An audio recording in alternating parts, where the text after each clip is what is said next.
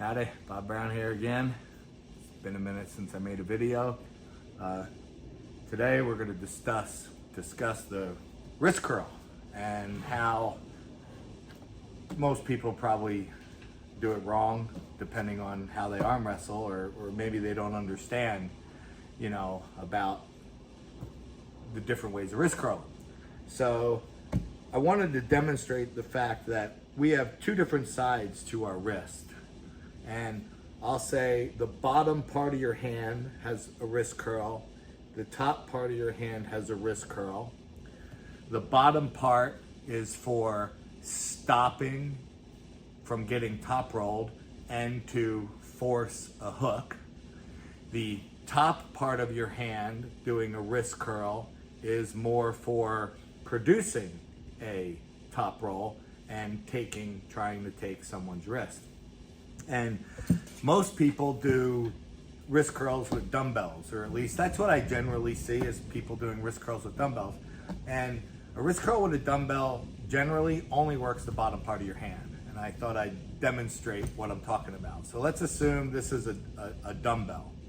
And so when I wrist curl it, it might be hard to see from this angle. I'm going to change. You'll notice that this back part comes much towards me than the upper part. If I do it this way, you can see this back part comes towards me and the upper part goes up, okay? That's because everyone's wrist, that's how we're all born, everyone's wrist curls naturally from the bottom side of your hand. If you just do a wrist curl, the bottom side. We need to actually think about wrist curling from the top. That's just not natural. If you just close your eyes and wrist curl from the bottom. Now, as arm wrestlers, especially if you're a top roller, you may naturally do this, but that's just not how we were all born. So here's what you need to do, in my opinion, to solve that problem.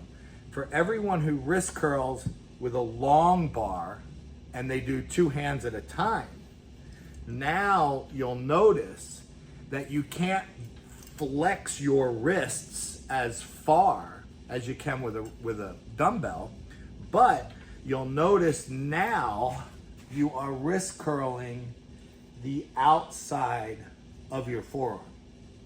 Okay? So, in my opinion, wrist curling holding with two hands on a bar is more for a top roller, and wrist curling with a dumbbell where the angle changes and you're hitting the bottom part of your hand is for a hooker. These are generally speaking, but you still need the bottom part of your hand to stop someone from top rolling you. Even if you're a top roller, you need to stop that guy from top rolling you so then you can perform your top roll. So top rollers, you've got to definitely have both sides of your wrist really, really strong. Hookers, they just really care about the bottom part of their wrist to force it in, okay? Now, my left wrist can't keep up with my right wrist. So when I start to do this, inevitably my left wrist fails and, I can't do it. So another thing you can do is you can take that long bar, and if I grab it like this, it twists in. But if just with this side of the bar, if I just hold it steady so it won't curl in, all of a sudden I'm now forced with just one hand to use the outside of my wrist. So if I hold this from moving, I'm now forced to use the outside or the index finger thumb side of my hand for that wrist curl. And so, guys who like to do crazy heavy wrist curls, I go get a standard Olympic, bar that you would use for bench pressing and clean and jerking. And the one handle, it's, on the outer edges where you put the weights, that section spins. It's, about a 2-inch PVC diameter, roughly. And what's interesting is if I take that, I don't know what that bar is, 5-6 feet long, I don't really know, but imagine this is 5-6 feet long. If I put the bar here, I'm working the inside of my wrist.